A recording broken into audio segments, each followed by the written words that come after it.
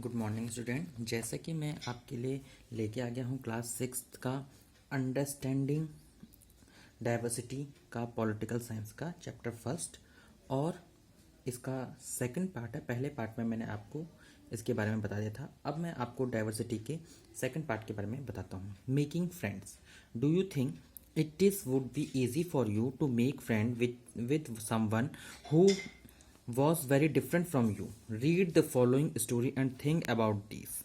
I had meant it as a joke made up for a small boy, rag boy, who sold newspaper at the Janpat crossing at the busy intersection. Every time I cycled past, he would run after me, holding out the English paper. दोस्ती करना, जैसे making friend को हम कहते हैं दोस्ती करना। क्या ऐसे इंसान से दोस्ती करना आपके लिए आसान होगा जो आपसे बहुत भिन्न है? नीचे दी गई कहानी पढ़ें और इस बारे में सोचें।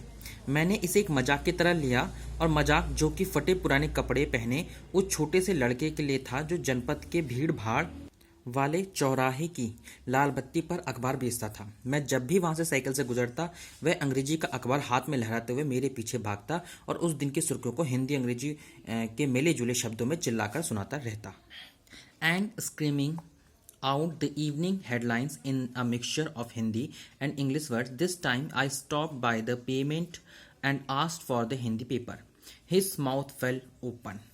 और जैसा कि मैंने आपको बताया कि वो मेरे आगे पीछे सुर्खियों को हिंदी अंग्रेजी में चिल्लाता रहता। इस बार मैं पटरी के सहारे रुका और मैंने हिंदी का अखबार मांगा। उसका मुंह खुला का खुला रह गया।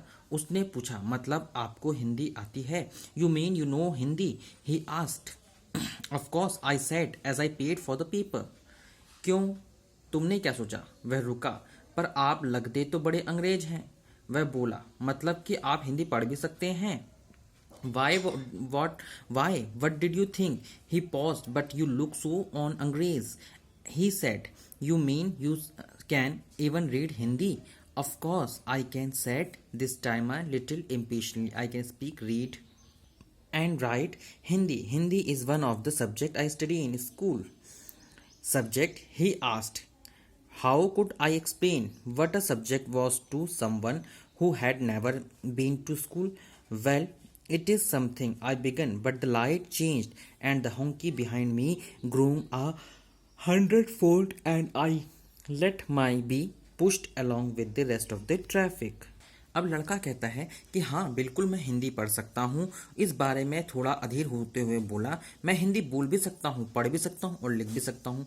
मैंने हिंदी में दूसरे सब्जेक्ट विषय के साथ हिंदी पढ़ी है। अब सब्जेक्ट, लड़का पूछता है कि सब्जेक्ट क्या होता है? जो कभी स्कूल ही नहीं गया उसको मैं क्या समझाता कि सब्जेक्ट क्या होता है? वह कुछ होता है। मैंने शुरू किया ही था कि बत्ती हरी हो गई और मैं पीछे के गाड़ियों का शोर 100 गुना बढ़ गया। मैंने भी अपने आप को ट्रैफिक के साथ आगे बढ़ने दिया। The next day he was there again, smiling at me and holding out a Hindi paper. भैया, ही सेड, आपका अखबार। आप बताएं ये सब्जेक्ट क्या चीज है? The English word sounded strange on his tongue. It sounded like the other meaning in English to be ruled by someone else. Oh, it's just something to study, I said, and then because the red light had come on, I asked him, have you ever been to school? Never, he answered, and he added proudly, I began working when I was so high. He measured himself against my cycle seat. First, my mother used to come with my, but I can't do it all alone. Where is your mother now? I asked, but then the lights changed and I was off. I heard him yell from somewhere behind me. She's in Meerut with the rest was down out.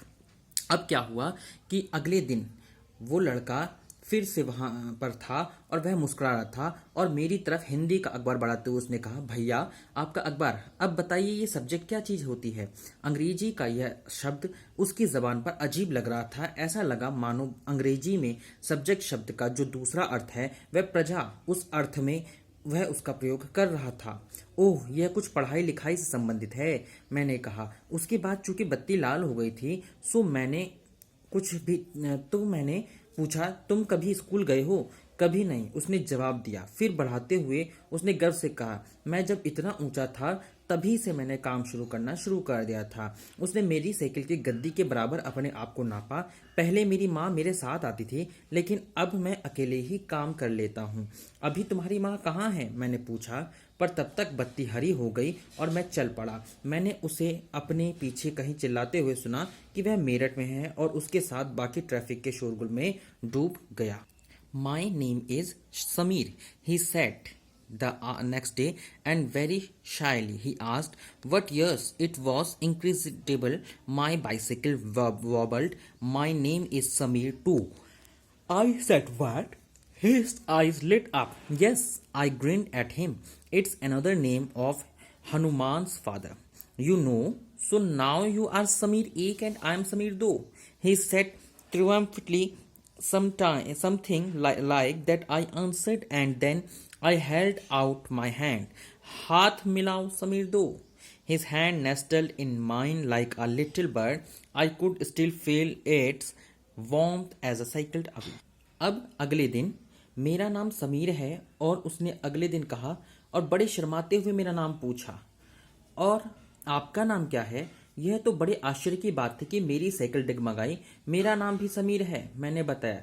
क्या उसकी आंखें एकदम से चमक उठी? हाँ, मैंने मुस्कुराते हुए कहा। तुम्हें पता है समीर का अर्थ है हवा। हवा पवन, और पवन पुत्र कौन है जानते हो ना? हनुमान। तो अब से आप समीर एक और मैं समीर दो हूँ। उसने खूब खुश होते हुए कहा। हाँ ठीक है, मैंने जवाब दिया और अपना हाथ आगे बढ़ाया। हाथ मिलाओ समीर दो। उसका छोटा सा हाथ मेरे हाथ में एक नन्ही चिड़िया की तरह समा गया। मैं साइकिल चलाकर आगे बढ़ चुका था, पर उसके हाथ की गर्माहट अब तक महसूस मैं कर रहा था। The next day he did not have his usual smile for me. There is a trouble in Meerut, he asked. Many people are being killed there in the riots. I looked at the headlines. Communal riots. It's blazed by Samir. I began. I'm a Muslim, Samir, he said in answer, and all my people are in Meerut. His eyes filled with tears, and when I touched his shoulder, he would not look up. He was not at the crossing the day after, neither the day after, nor ever again, and no newspaper in English or Hindi can tell me where my Samir Do has gone. अब देखिए बच्चों, क्या हुआ कि अगले दिन उसके चेहरे पर उसकी चिर परिचित मुस्कान नहीं थी।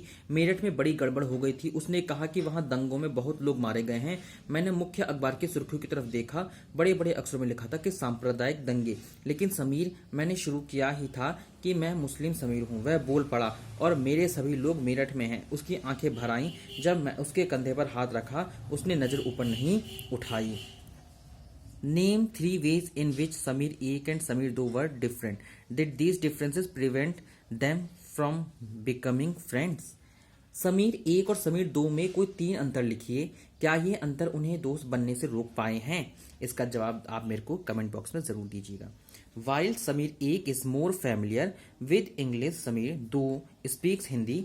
Although they both are more at home in different languages, they still communicated with each other. They made the effort to do so because this was what was important to them. Samir Ek and Samir Do also come from different religion and cultural background. While Samir Ek is a Hindu, Samir Do is a Muslim. Different religion and cultural background, such as there are an aspect of diversity. अब बच्चों, जैसा कि हमने देखा कि अगले दिन वह चौराहे पर नहीं था, ना उसके अगले दिन वह दिखा, और ना फिर आगे कभी अंग्रेजी या हिंदी का कोई अखबार मुझे नहीं बता सकता कि मेरा समीर दो कहाँ है। जहां समीर एक को अंग्रेजी ज़्यादा अच्छी आती है, वहीं समीर दो हिंदी बोलता है। हालांकि दोनों भाषाएं अलग हैं, फिर भी दोनों एक दूसरे से बात कर पाए। उन्होंने इसके लिए प्रयास किया क्योंकि उनके बात करना महत्वपूर्ण था। समीर एक और समीर दो की धार्मिक व सांस्कृतिक पृष्ठभूमि भी अलग थी। जहां समीर एक हिंदू है, वहीं समीर दो मुसलमान।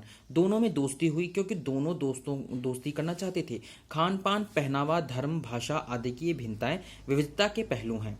अपनी विविधता, धार्मिक और सांस्कृतिक पृष्ठभूमियों के अलावा समीर एक और समीर दो कई अन्य मामलों में भी एक दूसरे से अलग थे। उदाहरण के लिए समीर एक ने स्कूल में पढ़ाई की, जबकि समीर दो अखबार बेचता था।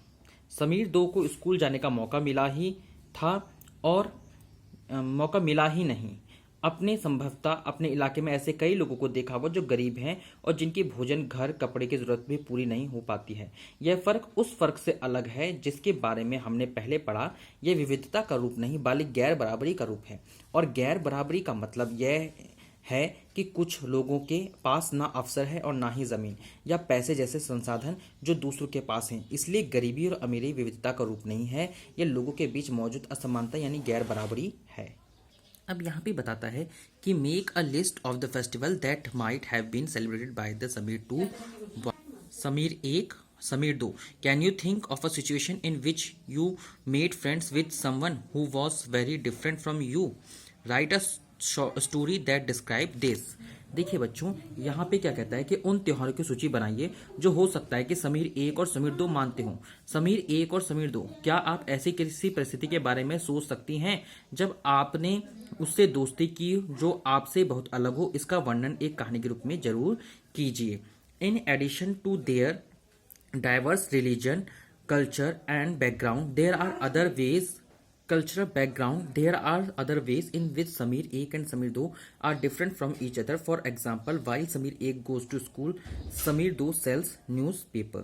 यहाँ आप दोनों की धार्मिक पृष्ठभूमि भी देखेंगे कि और दोनों का कल्चरल बैकग्राउंड भी आपको देखने को मिलेगा। समीर 1 और समीर 2 जो कि डिफरेंट थे। फॉर एग्जाम्पल, समीर 1 जो था वो कभी स्कूल नहीं गया, सॉरी जो स्कूल जाता था, और जबकि समीर 2 जो था वो न्यूज़पेपर बेचा करता था। Discuss why do you think Sameer do not attend school. Do you think it would have been easy for him to attend school if he wanted to? In your opinion, is it a fair situation that some children get to go to school and others don't? देखिए, इस बारे में आप जरूर discuss कीजिए दोस्तों कि क्या आपको लगता है कि समीर को अगर मौका मिलता स्कूल अटेंड करने का, उसने क्यों स्कूल अटेंड नहीं किया।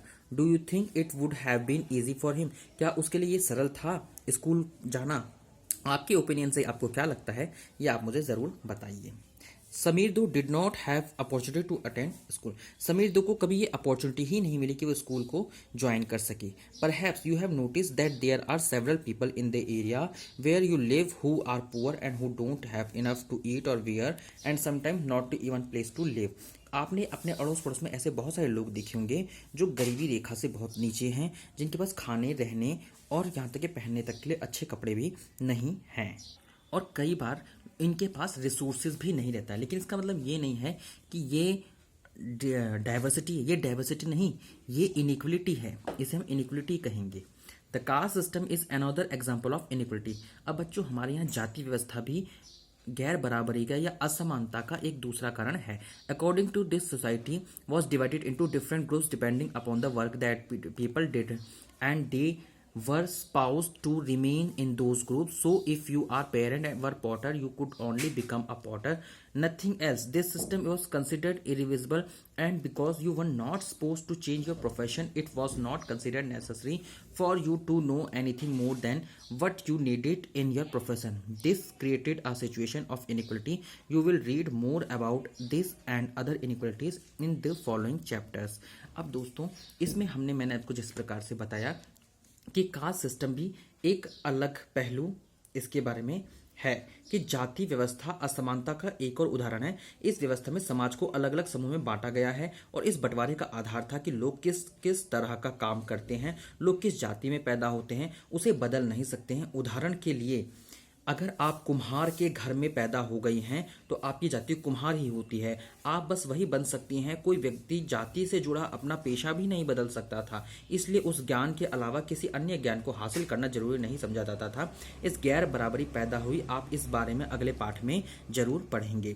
तब तक के लिए फ़िलहाल यहाँ तक हम अपनी क्लास को समाप्त करते हैं। इसका अगला पार्ट हम 3rd जल्द ही बनाएंगे। Thank you. आपको ये चैप्टर कैसा लगा, आप हमें इसके बारे में ज़रूर इन्फॉर्मेशन दीजिए।